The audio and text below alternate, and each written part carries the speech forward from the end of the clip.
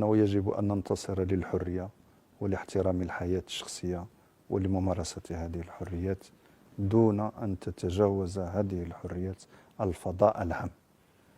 هذه إذا كانت اختيارات الناس تسمح لهم بممارسة هذه الحريات، الفاصل هو أن لا يمارسها في الفضاء العام.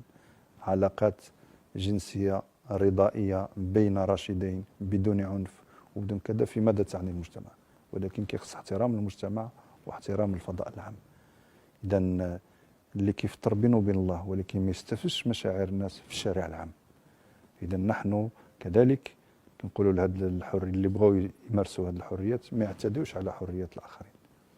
لأن أنا منفتح وقراءتي إيجابية، ولكن تنقول في الحياة الخاصة كل واحد يدير اللي بغا، في الفضاء في بيته في منزله المغلق يدير اللي بغا، ولكن كذلك يجب احترام مشاعر هذا المجتمع بعدم استفزازه في الفضاء العام بممارسات لا تحظى بالتوافق داخل المجتمع.